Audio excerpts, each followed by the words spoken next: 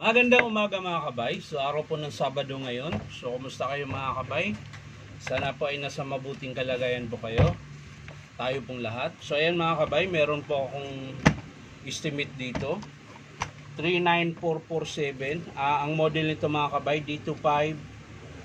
D25133. Ito po mga kabay ay 3 mode. Meron siyang drill, hammer, tsaka chipping. So, gumagana ito mga kabay. Ayan, tetesting po natin. Ayan. Tapos biglang mamamatay. Mapapansin nyo mga kabay, yung brush holder po. Ayan, sagad natin. Ayan, so ayan, gumagana siya pag nakaganyan. Pero habang pinipisil mo siya, dahan-dahan siyang bumababa. Kaya siya namamatay. Tingnan nyo po mga kabay. Hindi ko siya ginalaw pero dahan-dahan siyang bumababa. Ayan, ulitin natin. Ayan, dito yung kamay ko.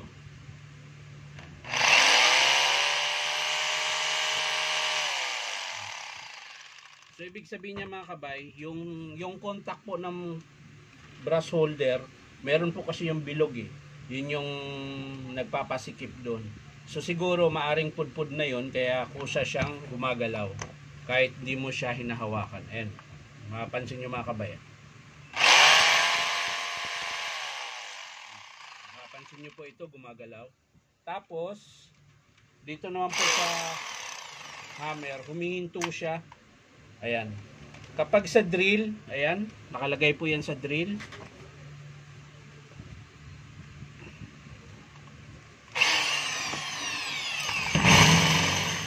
Ayan, naka-reverse po tayo. Ayan. So sa drill mga kabay, hindi siya huminto. Pero pag ilagay mo na siya sa hammer, ito po, yan po yung hammer. Yan yung umiikot na may pumapalo. Ayan. Hawakan lang natin yung brush holder para hindi siya hihinto.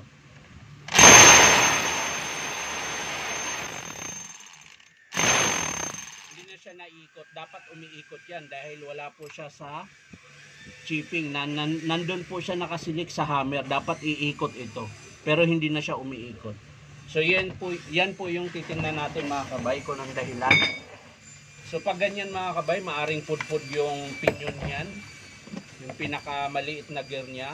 Yung nakalagay sa may intershaft. So tara mga kabay, samahan nyo ako, bubuksan po natin. So yan mga kabay, natanggal ko na po yung screw. So sa pagtanggal ng lever nito mga kabay, sa D25113, D25032, 033 ay magkaparehas lang po sila ng selector. Ayan. Maliban na lang po doon sa D25012, magkaiba po yun. Tsaka hindi rin po ganito ang pagtanggal. So ayan mga kabay, kapag naikot nyo na po paatras yung arrow, pwede nyo na po siyang bunutin pataas. Yan. So ito mga kabay, buo pa po yung selector niya. Ayan. Bakal na po kasi yung selector niya, kaya matibay po ito. Tapos ang sunod ay ito muna yung cap.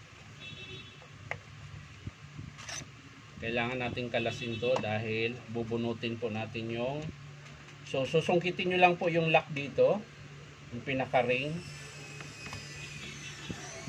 Ayan. Gagamit lang po kayo ng maliit na flat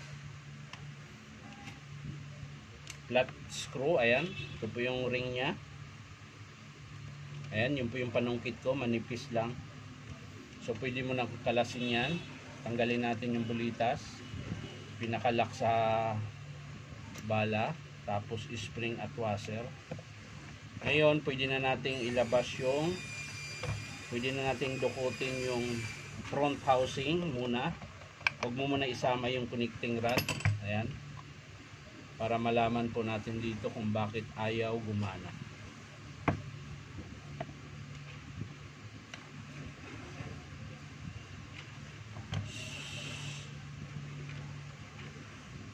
So yung spindle na to mga kabay, kailangan na rin natin palitan. Dahil bukod po sa malakas na yung palag niya, mahina na rin po yung hammer niya. Tapos yung humihinto na yun mga kabay, ayan, maaring dito po yan Ayan, kung mapapansin nyo mga kabayan, pupunasan ko lang. Kaya po siya humihinto doon sa hammer. Mapapansin nyo po mga kabay, ayan. Pudpud na po ito. Ayan, tuturo ko lang. Ito po. Yan.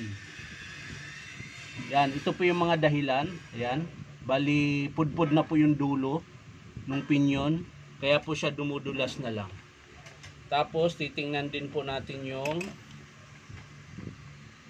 baka may basag. Ito po yung tinatawag na bearing bus.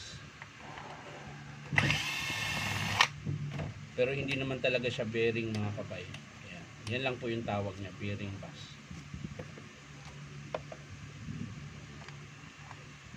Hop.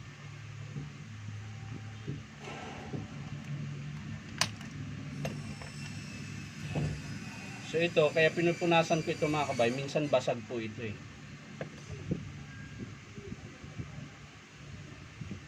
Ayan, ito po yung bearing bus kung tawagin. Ayan, wala naman po siyang basag mga kabay, buo pa po.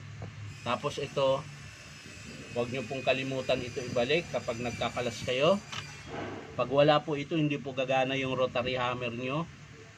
Hindi po siya gagana, aalog-alog. Tsaka maaring mabasag yung piston.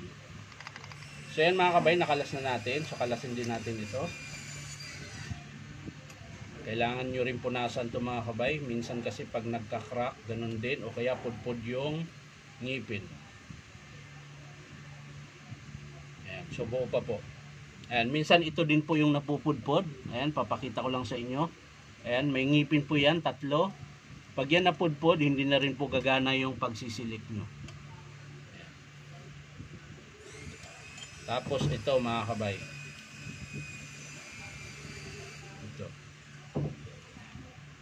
So ito mga kabay, yung partner dito. Dito po kasi yan nagpang-abot. Ayan. So kung nakaganon lang siya mga kabay, ikot ng ikot, hindi na ikot na lang yung armature, ito hindi na siya nagpapang-abot. Pero kung nakaganon siya, nakalagay sa drill, ayan.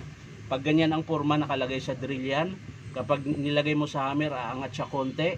Ayan, kaya doon na po siya nag-umpisang dumulas.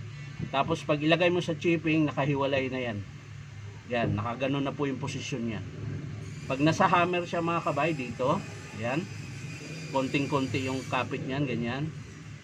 Tapos pag naka-drill, sagad. Yan. Yan po yung trabaho ng pinyon. Tapos sa intershaft, ayan, aalog-alogin nyo rin ito mga kabay. Minsan kasi yan, okay pa naman mga kabay. Check lang natin yung striker niya. Yan, so malakas pa po yung ayan, kung mapapansin nyo mga kabay, bumabalik pa. Ayan, so ibig sabihin okay pa po yung o-ring yan. So ang sira lang niya talaga mga kabay ay ito po, yung pinyon, spindle, papalit tayo. Ito hindi na muna. Yung front housing niya mga kabay, okay pa naman yung lock. Ayan, so wala pong problema dito, okay pa. So ang papalitan, ito brass holder, yung kusa na lang siyang nagsisilik kaya namamatay. So yan lang po yung papalitan natin dito. So ulitin ko mga kabay, magpapalit po tayo ng pinyon. Ayan, ito po yung pinyon niya. So parang gusto ko idamay ko na rin ito mga kabay kasi meron na rin siyang tama konti. Ayan, kung makikita nyo sana dyan, ayan, yung pinakangipin niya, ayan, oh, may tama na po siya konti. So yan po yung papalitan natin, 1, 2, 3, 4. 4 po yung papalitan natin sa model na D25113. So maraming salamat mga kabay sa panonood at pa-like and share na rin po. Hindi ko na po ipapakita kung paano buuin dahil lilinisin ko pa po yan. Para pag in-approve ng customer, hindi na po ako maglilinis. Maglalagay na lang ako ng grasa, tapos kabit yung pesa kung ano man yung sira, diretso na po. So yan lang mga kabay, maraming salamat sa panonood at pa-like and share na rin po. At syempre po, baka naman pwedeng i-subscribe nyo po ito aking YouTube account na Inom Tabay. So maraming salamat mga kabay, bye bye.